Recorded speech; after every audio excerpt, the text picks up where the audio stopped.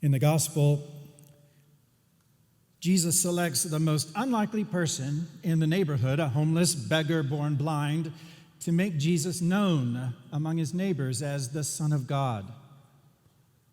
And in the first reading, God instructs the prophet Samuel to select the most unlikely person in all of Israel to be king, David, the youngest son of a backwoods family who seems to do nothing but play with rocks and tend sheep. When I personally began to feel the call to priestly ministry many, many years ago, I decided I needed to talk to a priest about it because, well, I was really twisted with anxiety about my abilities or inabilities, about my worthiness, really my unworthiness. And so I set up an appointment with the parochial vicar in my cathedral parish of Christ the King in Atlanta. And as Father Joe Peacock and I sat down to dinner, I explained that I did not feel worthy of priesthood. And I was questioning how could God ever call me? And he said, "John, I have to tell you, no, you're not worthy." And I thought, oh, good. Now I can put all of this behind me and move on with my life. But then Father Peacock, who had been a priest for over 25 years, said, "And neither am I." He said, "John, God works through my unworthiness every day. I see it. God gives us what we need so that we can follow his call, whatever that may be."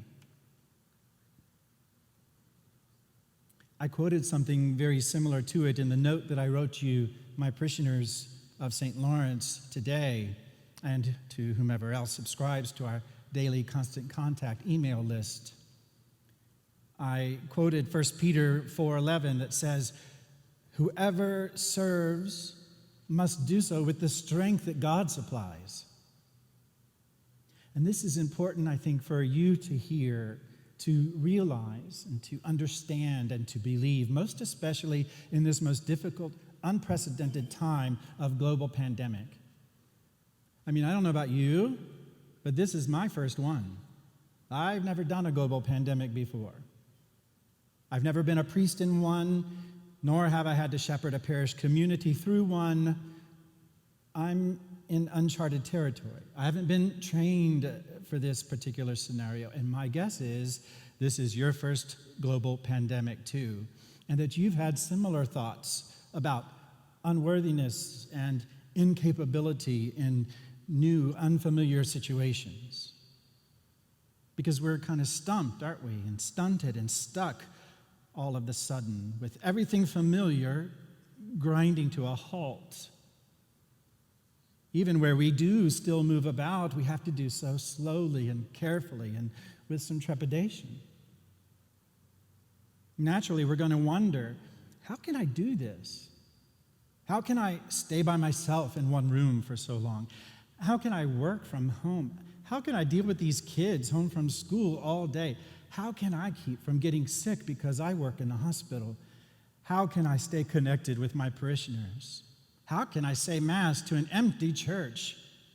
How can I keep my loved ones safe and healthy?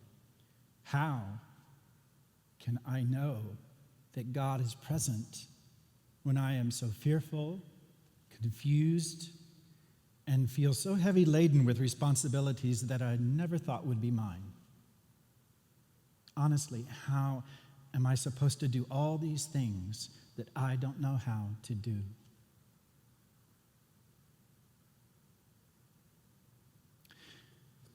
The day of my ordination many years ago, another priest, right before the liturgy began, Monsignor Henry Grotz, with many years of priesthood under his belt, asked me, "So, are you ready?" And I said, "Well, I think so. I hope so. I'm going to trust in God to lead me and guide me." And then Monsignor Grotz said almost the very same thing that Father Peacock, with whom I had had dinner like 8 years earlier, had said. "John, God works through us despite ourselves. Let God give you what you need to follow this call that he's placed on your life."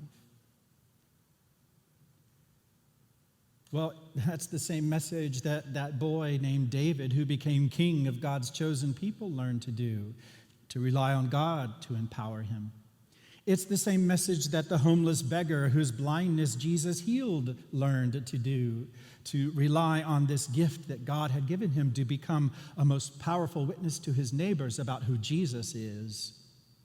Like them, you and I now have a new call on our lives to relearn, to trust in God, to see us through the uncharted territory, and to keep us committed to proclaiming, even in adverse circumstances, that Jesus is Lord of Lords, He is King of Kings, He is the eternal high priest. And let it not be lost on us, His disciples, at this particular time in human history, that Jesus, our teacher, shows us Himself, offering Himself up, even to suffering and death, trusting that the power of the Father within Him would raise Him up from the dead.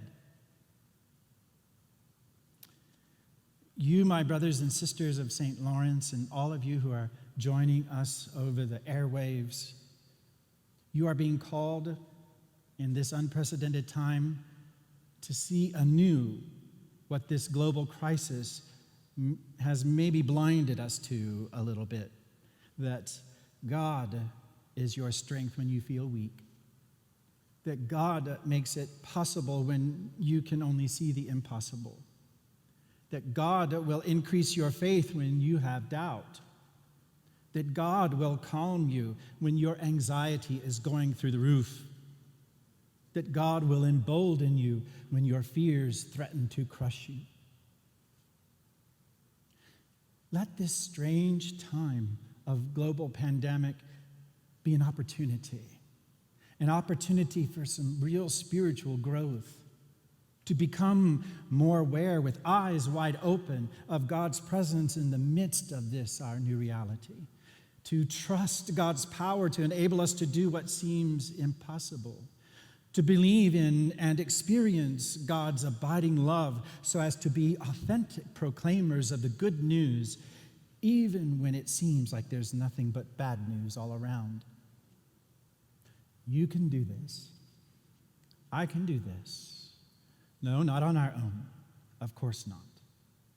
But with a wide-eyed awareness of God doing in us what we cannot do on our own, we are going to see this through.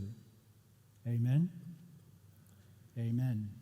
I can't hear you say amen, so I'm going to have you say it again loud so that your neighbors hear you. Amen? Amen.